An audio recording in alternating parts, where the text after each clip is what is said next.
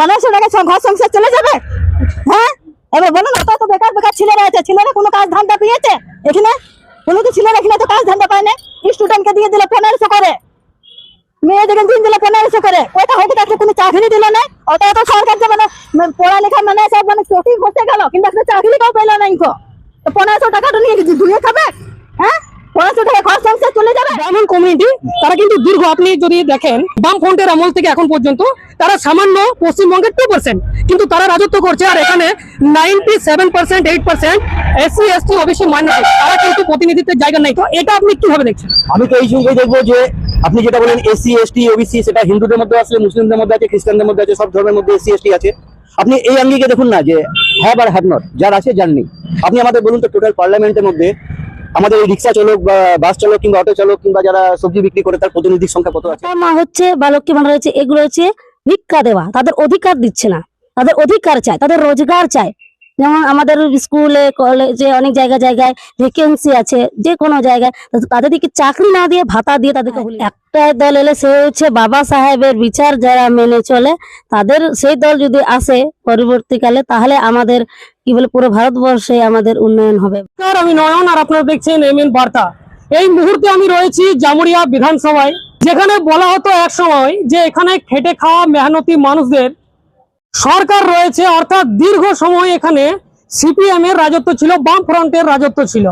কিন্তু সেটা এখন তৃণমূল কংগ্রেসের আওতায় এসেছে। জামুরিয়া দীর্ঘদিন ধরে আজকে টিএমসি এখানে শাসন করছে, কিন্তু এখানে এই জামুরিয়া অঞ্চলে এসসি এসটি ওবিসি এবং মুসলমান সমাজ সব থেকে বেশি বসবাস করে। তাদের অবস্থা কি?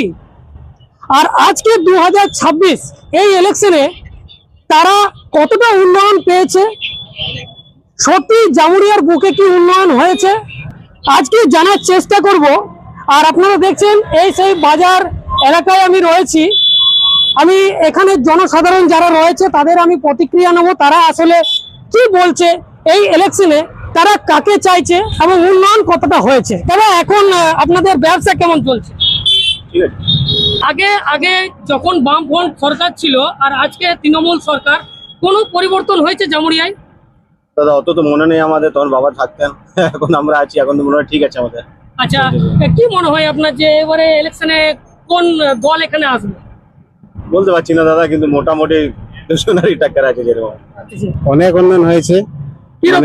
কিরকম মানে আমাদের মানে যুবসাথী, স্বাস্থ্য সাথী, যেটা স্বাস্থ্য কার্ড যেটা 5 লাখ করে দেওয়া হচ্ছে, সেটা মানুষের জন্য অনেক উপকার হচ্ছে। আর কন্যাশ্রী দিচ্ছে, যুবশ্রীদের রাস্তাঘাট ঠিকই আছে, জলের সুবিধা আছে, লাইটের অনেক ব্যবস্থা হয়েছে। কিন্তু মানুষ তো বলছে যে চাকরির কোনো কথাই বলছে না, শুধু যুবশ্রী আর এইগুলো দিয়ে ভুলিয়ে দিচ্ছে। দেখুন, চাকরি তো সবাইকে দেওয়া যাবে না। যেই সরকারে আসুন, চাকরি কি সবাইকে দেওয়া যাবে না। যে যতই চেষ্টা করুন, চাকরি কোনো সরকারই সবাইকে দিতে পারবে না।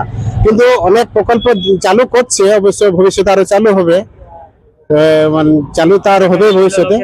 হ্যাঁ, লক্ষ্মী ভান্ডার এখন 1000 ছিল, সেটা 1500 করেছে, সেটা মানুষের অনেক উপকার হচ্ছে, গরিব মানুষের অনেক উপকার হচ্ছে। আচ্ছা, এখানে বারবার একটা কিন্তু প্রশ্ন ওঠে যে এই জামুরিয়া বেল্ট একটা কলকারখানা এরিয়া, এখানে বড় বড় ফ্যাক্টরি রয়েছে, কিন্তু দেখা যায় যে এখানে যারা শ্রমিক, মানে যারা ম্যাক্সিমাম এখানের খেটে খাওয়া মেহনতি মানুষ, তারা 14 ঘন্টা, 16 ঘন্টা, 12 ঘন্টা ডিউটি করার পর হয়তো 8-10 হাজার টাকা পায়। তো এটা মানে আজকের তারিখে কি মানে এটা হওয়া দরকার? না, 14 ঘন্টা তা পাতা এখন শুনেছি যে 12 ঘন্টা, 10 ঘন্টা, 8 ঘন্টা আছে, কিন্তু 14 ঘন্টা তো আমি শুনিনি। তো এটা তো আপনারা যে বলছেন এখানে জামুরিয়ায় দীর্ঘদিন ধরে হরেনাম সিং রয়েছেন, তৃণমূল কংগ্রেস, তো এটা নিয়ে আপনারা কি ভাবছেন? এখানের এটা নিয়ে আমি বিশেষ বলতে পারছি না। এটা নিয়ে মনে হয় উপর মনে আলোচনা চলছে, যেটা এটা 8 ঘন্টা করা হবে, বুঝলেন? এটা নিয়ে আলোচনা চলছে, মানে 8 ঘন্টা করা হবে। এটা নিয়ে বিশেষ এখন কি মনে হচ্ছে কে জিতবে? এখন জিতবে সরকার, টিএমসি সরকারই আসবে। হ্যাঁ, এসকে নূর আলম। ধন্যবাদ। জামুরিয়ায় কি উন্নয়ন হয়েছে? আমি আজ থেকে 30 বছর আগে পর্যন্ত জামুরিয়া এসেছি। জামুরিয়ার যে ইনফ্রাস্ট্রাকচার ছিল, এখন কমিউনিকেশন আপনি দেখুন, আসানসোল থেকে অলরেডি 25 মিনিটসের মধ্যে আপনি জামুরিয়া পৌঁছে যাচ্ছেন। এইখানকার যা হেলথ সিচুয়েশন ছিল আজ থেকে 30 বছর আগে যা ছিল, এবার কোন গভর্নমেন্ট করেছে না করেছে সেটা আমি বিতর্কে যাচ্ছি না। সেই যে গভর্নমেন্টই কিছু না কিছু কাজ করে, সেই হিসাবে যদি আপনি নিরিখে দেখতে চান যে হ্যাঁ জামুরিয়ার উন্নতি আগের থেকে হয়েছে। হ্যাঁ, এবার আপনি যদি বলেন যে স্মার্ট সিটি, যেটা আমাদের প্রধানমন্ত্রী যে গর্ব, সেই স্মার্ট সিটি হয়তো হয়নি, বাট জামুরিয়ার লোক এখান থেকে আসানসোল কিংবা দুর্গাপুর খুব ইজিলি যাওয়া আসা করছে, কমিউনিকেশন হচ্ছে। হ্যাঁ, এখানে ভালো স্কুল দরকার, ভালো কলেজ দরকার, সবকিছু দরকার, ভালো হসপিটাল দরকার, সেগুলো এখনো পর্যন্ত হয়নি, আশা করছি হবে। জামুরিয়ার মানুষ মানে কতখানি এখানে শিক্ষিত আপনি জানেন? পশ্চিমবঙ্গের মানুষের শিক্ষার হার তো যেমন 70%, জামুরিয়া তো পশ্চিমবঙ্গের বাইরে নয়। এবং জামুরিয়া থেকে প্রচুর ভালো ভালো স্টুডেন্ট দেখেছি যে আসানসোল, রানীগঞ্জ, দুর্গাপুর, ইভেন কলকাতা পর্যন্ত গিয়ে পড়াশোনা করে। তাদের শিক্ষাগত যোগ্যতা আছে বলে তারা সেই জায়গায় পৌঁছাতে পারছে। হ্যাঁ, আগে জামুরিয়া শিল্পাঞ্চলে বলতে আসানসোল শিল্পাঞ্চলের মধ্যেই পড়তো। এখানে কয়লা একটা বিশাল ফ্যাক্টর ছিল, এখন কয়লা বন্ধ হয়ে গেছে, শিল্প কলকারখানা নেই। সেই হিসেবে যদি বলতে পারেন, হ্যাঁ শিক্ষার হার যথেষ্ট। হ্যাঁ, ছেলেমেয়েরা ইংলিশ মিডিয়ামে হয়তো পড়ে না, কিন্তু বেশ কিছু ছেলেমেয়ে এখানে ইংলিশ মিডিয়াম প্রোভাইড করছে, সেটাকেও অস্বীকার করা যায় না। হ্যাঁ, এবার টোটাল দেশের নিরিখে যদি বলেন, হ্যাঁ জামুরিয়া কিন্তু টোটাল দেশের নিরিখে শিক্ষার হারে অনেক বেশি আছে। স্যার, একটা কথা যে এই যখনই শিক্ষার কথা ওঠে তখন আজকে দেখা যাচ্ছে যে পশ্চিমবঙ্গের বুকে আজকে জামুরিয়াও পড়ছে বিধানসভা একটা, প্রায় 8-9 হাজার স্কুল বন্ধ, সেখানে গরিবদের ছেলেমেয়েরা পড়ে। কি বলবেন, বন্ধ আজকে? তো আপনি তো টোটাল এমন একটা ফিগার তুলে ধরলেন যে 8-9 হাজার স্কুল বন্ধ। আপনি কি টোটাল দেশে জানেন যে 1,84,000 স্কুল বন্ধ? সেই নিরিখে আপনি কি বলবেন যে আমাদের জামুরিয়া কি আমাদের দেশের বাইরে? আপনাদের দিল্লিতে আমরা সব থেকে ভালো দেখেছিলাম, কেজরিওয়াল একটা মডেল স্কুল করেছিল। আমরা স্বপ্ন দেখতাম যে আমাদের সরকারে সেই করবে। তো দেখা গেল যে কেজরিওয়ালকে জেলে ঢোকানো হলো, কি মদ বিক্রি করেছে অল্প পয়সায় না বেশি পয়সায়, সেই বিতর্কে ঢুকছি না। হ্যাঁ, বেঙ্গলি মিডিয়াম স্কুল বন্ধ, বেঙ্গলি এখানে শিক্ষক দরকার, শিক্ষক নিয়ে দুর্নীতি হয়েছে, এগুলো অস্বীকার করা যায় না। কিন্তু আপনি এমন করে যদি বলবেন যে জামুরিয়া 8-9 হাজার স্কুল বন্ধ বা টোটাল বেঙ্গলে 8-9 হাজার স্কুল বন্ধ, সেটা আমাদের দেশের তুলনায় মনে হয় একটু ভালো জায়গায় আছে। না, কিন্তু প্রাইভেট সংস্থাগুলো তো এগিয়ে যাচ্ছে আর সরকারি সংস্থা এখানে বাড়ছে না। আজকে এই সরকারের আমলে কিন্তু বন্ধ হয়েছে, এটা কিন্তু স্বীকার করতে হবে। না, স্বীকার আমি এটাও, আপনি কি বলবেন? স্বীকার আমি এটাও করছি যে আমাদের দেশে কি 5 ট্রিলিয়ন অর্থনীতি চলছে। এবার আমি এটাও স্বীকার করছি যে দেশের 15% লোকের হাতে দেশের 95% সংসদ আছে। এবার তার মানে কি, আপনি তো সেটাই বলছেন, আপনি তো এটাও অস্বীকার করতে পারবেন না দেশের 85 কোটি পরিবার আমাদের রেশনের উপর ডিপেন্ড করে আছে। তা আপনি কি করে বলবেন যে জামুরিয়াতে মানে প্রাইভেট বাড়ছে? আপনি বলুন, আজ থেকে আমি কম্পেয়ার করে বলছি, রাজ্য সরকারের কোনো ইয়ে নেই, আমি রাজ্য সরকারের কোনো প্রতিনিধিও নেই, আমি টিএমসিও করি না। আপনি বলুন আসানসোল ডিভিশনের লাস্ট 10 বছরে কতগুলো ভ্যাকেন্সি, মানে রেলে কতগুলো ভ্যাকেন্সি বেরিয়েছে? আপনি বলুন ব্যাংক সেক্টরে কতগুলো ভ্যাকেন্সি বেরিয়েছে? এখানে এত বড় যে আমাদের কোলফিল্ড সেক্টর আছে, এখানে কতগুলো ভ্যাকেন্সি বেরিয়েছে? আপনি একটু কম্পেয়ার করে নিজে দেখুন। আপনি তো সাংবাদিকতা করছেন, আপনার কাছে নিশ্চয়ই ডাটা আছে, আপনি সেগুলো বলুন। প্রাইভেট সেক্টরই দরকার, গভর্নমেন্ট সবাইকে দিতে পারবে না, কিন্তু গভর্নমেন্টের ইনফ্রাস্ট্রাকচার যদি দরকার, সেটা রাজ্য সরকারের ব্যর্থ, আর কেন্দ্র সরকারের ব্যাপার কিছু বলারই নেই। বলুন এবার। আপনার কথা শুনে মনে হচ্ছে মোটামুটি আপনার কাছে নলেজ রয়েছে, তার কারণে আমি আরেকটা প্রশ্ন এমন করতে চাই, হয়তো এটা অনেকেই অন্য চোখে দেখে। আজকের তারিখে ভারতবর্ষে যখন ইলেকশন হয়, তো ইলেকশন কিন্তু সংখ্যা অনুপাতে ইলেকশন হয়, আর সেখানে কিন্তু প্রতিনিধিত্বের জায়গা হয়। তো আজকের দেশে এসসি, এসটি, ওবিসি এবং যেটা মাইনরিটি বলা হয়, তাদের 85% মানুষ রয়েছে দেশে। তো তাদের প্রতিনিধিত্বের জায়গা কিন্তু আজকে আমরা দেখছি 0। কারণ এখানে রাজ্যে দীর্ঘ বহু বছর ধরে পশ্চিমবঙ্গে একটা কমিউনিটি রাজা হয়ে বসে রয়েছে। এটা আমার কথা নয়, আপনি ক্লিয়ারলি বলুন যে আমি বলে দিচ্ছি আপনাকে যে এখানে ব্রাহ্মণ কমিউনিটি, তারা কিন্তু দীর্ঘ, আপনি যদি দেখেন বামফ্রন্টের আমল থেকে এখন পর্যন্ত তারা সামান্য পশ্চিমবঙ্গের 2%, কিন্তু তারা রাজত্ব করছে। আর এখানে 97%, 8% এসসি, এসটি, ওবিসি, মাইনরিটি, তারা কিন্তু প্রতিনিধিত্বের জায়গা নেই। তো এটা আপনি কিভাবে দেখছেন? আমি তো এই সঙ্গেই দেখবো যে আপনি যেটা বলেন এসসি, এসটি, ওবিসি, সেটা হিন্দুদের মধ্যে আসলে, মুসলিমদের মধ্যে আছে, খ্রিস্টানদের মধ্যে আছে, সব ধর্মের মধ্যে এসসি, এসটি আছে। আপনি এই আঙ্গিকে দেখুন না যে হ্যাভ আর হ্যাভ নট, যার আছে যার নেই। আপনি আমাদের বলুন তো টোটাল পার্লামেন্টের মধ্যে আমাদের এই রিক্সা চালক বা বাস চালক কিংবা অটো চালক কিংবা যারা সবজি বিক্রি করে, তার প্রতিনিধির সংখ্যা কত আছে? বিধানসভা ছেড়ে দিন, আপনি বরঞ্চ এখানে পঞ্চায়েত এরিয়া দেখতে পাবেন যে সবজি বিক্রি করতে সে পঞ্চায়েত প্রধান। আমার দেশের নিরিখে আমাকে বলে দিন তো কটা রাজ্যে আছে এরকম করে। আমার তো দরকার আছে হ্যাভ আর হ্যাভ নট, যার আছে আর যার নেই, এই দুটোর মাঝে পৃথিবীতে আর কোনো ভাগ নেই। যার পয়সা আছে সে একদিকে থাকবে, যার পয়সা নেই সে একদিকে থাকবে। আপনি এদের মধ্যে থেকে ভাগ করে বলুন যে এদের, আপনি সংরক্ষণের কথা যদি বলেন, আমি তো বলবো সংরক্ষণ অবশ্যই দরকার, যাদের নেই তাদের সংরক্ষণ দরকার। কেন সেই বাড়ির ছেলে ভালো স্কুলে পড়তে পারবে না, সেই বাড়ির ছেলে ভালো কোনো কলেজে যেতে পারবে না, সেই বাড়ির ছেলে ভালো কোনো ইনস্টিটিউশনে যোগ দিতে পারবে না, তারা প্রাইভেট জবও পারবে না, তাদের ভবিষ্যৎটা কি বলুন? আপনি এসসি, এসটি বা ওবিসি, মাইনরিটি যাদের বলছেন, তাদের মধ্যেও হ্যাভ নট করুন, এইটাই তো করা দরকার। আমি মানছি যে হ্যাঁ আমাদের এখানে মাইনরিটি আছে, এখানে এই 2% লোক ব্রাহ্মণ, তাদের এই শিক্ষা যোগ্যতা আছে, তারা এই জায়গায় রাজত্ব করছে। এবার টোটাল দেশের নিরিখে যদি আপনি বিচার করেন, সেই জায়গায় দেখুন যে আপনি এখানে যে পঞ্চায়েতে আমাদের ইলেকশন হয় প্রত্যেক 5 বছর পর পর, সেখানে আমাদের মানে কোন প্রতিনিধিত্ব তারা করছে, আপনি যদি এই স্ট্যাটিস্টিক্সটা দেখেন আপনার কাছে টোটাল জিনিসটা ক্লিয়ার হয়ে যাবে। আপনার নাম স্যার? আমার নাম ফাল্গুনী মিত্র। ব্যবসা কেমন চলছে? ব্যবসা মোটামুটি। মোটামুটি কেন, কাস্টমার আসছে না? হ্যাঁ আসছে। তো এবার এই তো ইলেকশন চলে এলো, আপনি তো অনেকবার মনে হচ্ছে ভোট দিয়েছেন, কি মনে হচ্ছে কে জিতবে কে হারবে? আমি এগুলো তো ভোটের মর্ম বুঝি না, জানি না কে হারবে কে জিতবে আমি বলতে পারবো না। কিছু সুবিধা পাচ্ছেন সরকার থেকে? আমাদের কি, আমরা গরিব মানুষ, খাটবো তো খাবো, না খাটবো তো কোনো ই নেই। কেন, সরকার তো আপনাদেরকে দিচ্ছে, লক্ষ্মী ভান্ডার পাচ্ছেন না? হ্যাঁ তাই 1500 টাকা ঘর সংসার চলে যাবে। হ্যাঁ এবার বলো না, তো বেকার বেকার ছেলেরা আছে, ছেলেরা কোনো কাজ ধান্দা পেয়েছে এখানে? কোনো তো ছেলেরা এখানে তো কাজ ধান্দা পায় না। স্টুডেন্টকে দিয়ে দিলে 1500 করে, মেয়েদেরকে দিন দিলে 1500 করে, কয়টা হোক একটা কোনো চাকরি দিল না। অত অত সরকার যে মানে পড়ালেখা মানে সব মানে চটি বসে গেল, কিন্তু একটা চাকরি কেউ পেল না ইনকো। তো 1500 টাকাটা নিয়ে ধুয়ে খাবে? হ্যাঁ 1500 টাকা ঘর সংসার চলে যাবে? তাহলে বলুন তাহলে। কিন্তু কিছু মানুষ তো বলছে যে ওই টাকাটাও তো কেউ দেয় না। আরে না ভাই, আমরা খাটবো তবে আমাদের 1500 টাকা ঘর সংসার আমাদের চলে না। এই তো সকাল 4টা থেকে খাটতে তবে গিয়ে মানে আমাদের ঘর সংসার চলবে। অসুখ আছে, বেসুখ আছে, সব কিছু আছে। ওষুধ আছে, কারো ঘুটনাই বাদনা, কারোর হাঁটুই বাদনা, তার জন্য ছুটতে হচ্ছে ওষুধ আনতে। 1000 1500 তো ওষুধেই চলে যাচ্ছে, তো পেটে ভাত মুড়িটা কি খাবো? না, আপনি বলতে চাইছেন যে বাড়িতে যদি কাউকে ছেলে হোক মেয়ে হোক একটা চাকরির ব্যবস্থা করে দিলে? হ্যাঁ তাহলে ঠিক। হ্যাঁ একটা তো চাকরি তো কোনো ছেলের পায় ना। ना अपना 1500 টাকা চাই না, কিন্তু চাকরি চাই। हाँ तो सर जैसे अभी इलेक्शन चल रहा है, इलेक्शन का मौसम भी है, और यहाँ बहुत दिन से वाम फ्रंट का सरकार था, फिर आया टीएमसी का, अभी बहुत सारा दल भी यहाँ पर है। तो अभी क्या लगता है कि यहाँ पर उन्नयन हुआ है? नहीं, देखिए उन्नयन तो नहीं हुआ है। हम लोग का जो एमएलए साहब है जमुड़िया का, 5 साल रहे सीपीएम को, चलिए 34 साल से उनको हटाया है, कोई दिक्कत 34 साल उसको हटाया है, तो वो तो 5 साल रहे, 5 साल में कुछ काम नहीं किए। और उनको भी दीदी टिकट दिए है। बहुत से ऐसा आदमी जो उनसे नाराज है, 50% आदमी उनसे नाराज है। अब आदमी के ऊपर दीदी का क्या बोलता है, काम देख के आदमी वोट देगा।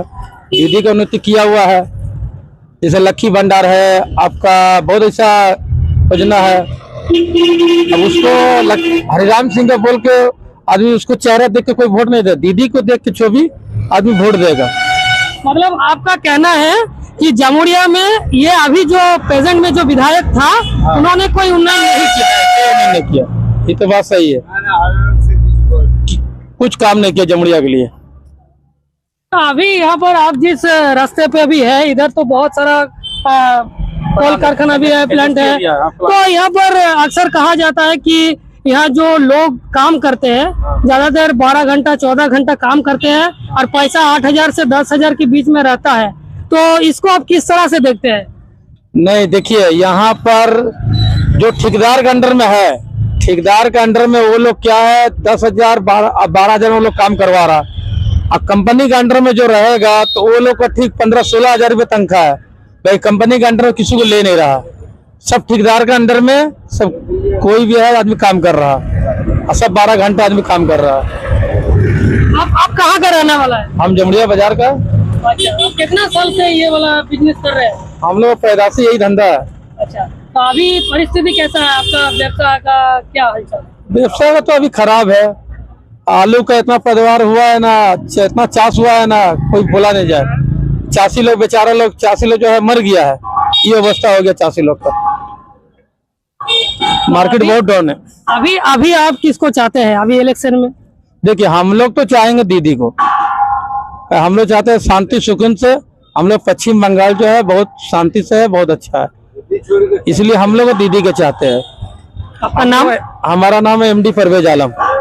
ऐसे हम लोग एमएलए को नहीं देखते हैं, एमएलए को, हम लोग दीदी को देखते हैं, इसलिए हम लोग पश्चिम बंगाल में दीदी है, हम लोग सही से सुरक्षा से है, अब से माहौल सही है, इसलिए दीदी को हम लोग चाहते हैं। आज की तारीख में जामुड़िया में देखा गया है कि यहाँ पर वामफ्रंट, टीएमसी, बीजेपी, लेकिन अभी नया एक दल आया है जो नौशाद सिद्दीकी का है, आईएसएफ और वामफ्रंट जोट है। तो इसको लेके कुछ आप सोच रहे हैं आने वाले समय में?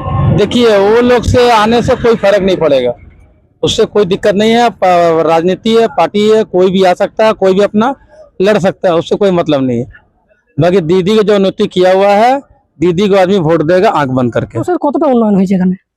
মোটাই উন্নয়ন হয়নি।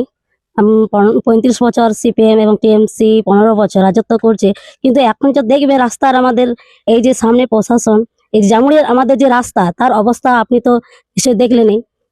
এতদিন ধরে রাস্তা খারাপ, পানীয় জলের অভাব, পানীয় জলও সেরকম ভালো আসে না। আর মনে হয় মানুষ বলছে পরিবর্তন চাই, আগে সিপিএম থেকে টিএমসি পরিবর্তন হলো, কিন্তু কোন রকমের সেই পরিবর্তন এখনো দেখা দেয়নি। এবার এনারা বলছে বাস বিজেপি, বাংলাতে বিজেপি এলে সেই মানে ভালো হবে, বিকাশ হবে। আজকে কেন্দ্র সরকার বিজেপি সরকার, এখন পর্যন্ত কোনো বিকাশ কিছু হয়নি। যেদিন বিকাশ কখন হবে, যেদিন বাবা সাহেবের সংবিধানে লিখিত যে রাইট গুলো আছে সেগুলো মেনে চলবে, সেদিনেই আমাদের বিকাশ হবে। না, এখানে তো একটা জিনিস যে টিএমসি সরকার রয়েছে, তারা তো দেখা যাচ্ছে যে যুবশ্রী দিচ্ছে, আজকে তারা লক্ষ্মী ভান্ডার দিচ্ছে, এবং মানুষ বলছে যে এগুলো তো কেউ দিচ্ছে না, কিন্তু যারা দিচ্ছে তো এদেরকে তো ভোটটা দেওয়া দরকার। তো কি মনে হয় যে এই লক্ষ্মী ভান্ডার বা এই সকল দিচ্ছে কি তাদেরকে ভোট দেওয়া দরকার রয়েছে? মোটেই না। লক্ষ্মী ভান্ডার 1500 টাকা দেয়, আর যারা শিক্ষিত আর যারা মানে অশিক্ষিত, মানে যাদের শিক্ষিত নেই তাদের একই লেভেলে তাদেরকে নিয়ে চলে এসছে। তার যারা গ্রাজুয়েশন, এইচএস, তাদের কি দাম কি 1500 টাকা? ভাতা মা হচ্ছে বা লক্ষ্মী ভান্ডার হচ্ছে, এগুলো হচ্ছে ভিক্ষা দেওয়া, তাদের অধিকার দিচ্ছে না। তাদের অধিকার চাই, তাদের রোজগার চাই। যেমন আমাদের স্কুলে কলেজে অনেক জায়গায় ভ্যাকেন্সি আছে, যে কোনো জায়গায় তাদেরকে চাকরি না দিয়ে ভাতা দিয়ে তাদেরকে ভুলিয়ে দিচ্ছে। আমাদের মানুষ অবুঝ ভক্ত হয়ে আছে, অন্ধভক্ত হয়েছে, কোনো পার্টির থ্রুতে যেমন সবকিছুতে অন্ধভক্ত হয়ে আছে। কি মনে হচ্ছে যে এই যে ইলেকশন, তো ইলেকশনে এই মুহূর্তে কোন দল এলে এই পশ্চিমবঙ্গ এবং জামুড়িয়ার মানুষের উন্নয়ন হবে? আর একটাই দল এলে, সে হচ্ছে বাবা সাহেবের বিচার যারা মেনে চলে, তাদের সেই দল যদি আসে পরবর্তীকালে, তাহলে আমাদের কি বলে পুরো ভারতবর্ষে আমাদের উন্নয়ন হবে বা জামুড়িয়া বিধানসভায় উন্নয়ন না, হবে। আপনার এটা কেন মনে হচ্ছে যে বাবা সাহেবের বিচারধারায় যারা চলে তাদেরকে এলে তারা উন্নয়ন করবে, এটা কেন মনে হচ্ছে? বাবা সাহেবের বিচারধারা হচ্ছে সমতা, গরিব থেকে উচ্চ বর্ণ থেকে বা গরিব থেকে কি বলবো ধনী পর্যন্ত যদি সমান ব্যবস্থা, যে সমান ব্যবস্থা হচ্ছে যে সমানতা দিয়ে চলবে, সমতা দিয়ে চলবে, তারখানে সেখানে উন্নতের আশাটা করা যায়। এখানে কিন্তু অসমানতা, মানে গরিব অশিক্ষিত থাকবে তাহলে আমাদের ঝান্ডা ঠান্ডা ধরে থাকবে। এবার এখানে হচ্ছে মনুস্মৃতি আর সংস্কৃতি কি সংবিধানের দুটো পার্ট চলে। তো এখানে লাগু হয় ভারতবর্ষ সংবিধান দিয়ে আইন দিয়ে চলে, কিন্তু পুরোপুরি কিন্তু মনুস্মৃতি দ্বারাই চলছে। এই যে ছোট মানে যে আমাদের ভারতবর্ষে যে 5টা ন্যাশনাল পার্টি আছে, সেই 5টা ন্যাশনাল পার্টি হচ্ছে উচ্চ বর্ণীয়দের, আর উচ্চ বর্ণীয় হচ্ছে ওরা ধনী, আর আমাদের যে নিম্ন কি বলে নিচু কাস্ট বা নিচু, আমি ধরনের কথা বলতে নেই, তো তারা কিন্তু এখনো গরিব হয়ে আছে। আর তাদের মধ্যে সেই ওই 1500 টাকা, কখনো যুব ভাতা, কখনো ওই লক্ষ্মী ভান্ডার এই দিয়ে তাদেরকে ঝুনঝুনিয়ে ধরিয়ে তাদেরকে ভুলিয়ে রাখা হচ্ছে। তাদের কোনো অধিকার বা শিক্ষার ব্যবস্থা পর্যন্ত আজ পর্যন্ত দেওয়া হচ্ছে না। আপনি যেহেতু এখনই একটা কথা বললেন, এই যে উচ্চ বর্ণীয় বা যারা নিম্ন সমাজের রয়েছে, একদিকে সংবিধান কিন্তু এই কথাই বলছে, সংখ্যা অনুপাতিক প্রতিনিধিত্বের কথা বলছে, কিন্তু আজকে পশ্চিমবঙ্গে যদি আমরা দেখি তাহলে এখানে ডাটা কথা বলছে যে এখানে ব্রাহ্মণদের সংখ্যা রয়েছে মাত্র 2% কাছাকাছি, কিন্তু এসসি, এসটি, ওবিসি এবং মুসলিম সমাজের যারা মাইনরিটি সমাজের মানুষ রয়েছে তাদের সংখ্যা রয়েছে প্রায় কিছু না হলে 98%। তো সেক্ষেত্রে এরা রাজা কেন হচ্ছে না? এরা কেন প্রতিনিধিত্বের জায়গায় রয়েছে না, মুখ্য পদে কেন রয়েছে না? কি মনে হচ্ছে? এই যে ইভিএম এর কারণে আমাদের রাজা হতে পারছে না, এখানে রাজা হতে পারছে না। তারপরে হচ্ছে যে আমাদের যে প্রতিনিধি মানে সংবিধানের যে অধিকার নিয়ে গিয়েছে, কিন্তু আমাদের সমাজের কথা তারা কিন্তু বলে না। তারা ওই ওনাদের কি বলে চুপ করে থাকে, বিক্রি হয়ে যায়। তাদের শুধু নিজেদের কথা, নিজেদের নিয়ে ভাবে, নিজের পরিবার নিয়ে ভাবে, আমাদের সমাজের নিয়ে তাদের কথা সেখানে নিয়ে যায় না। পার্লামেন্টে হোক বা আমাদের এখানেই আমার লোকসভাতে হোক, কোনো জায়গায় আমাদের কথা তারা তুলে ধরে না। আর ওনারা শুধু 7 কুরসির লালসা আছে, কি বলে সমাজের নয়, জনতার নয়, কাদের তাদের তারা ভাবে না, সির্ফ নিজেদের জন্যই ভাবনা চিন্তা করে। আপনার নাম? আমার নাম হচ্ছে বেবি হাঁসদা, জামুরিয়া ব্লক থেকে বলছি।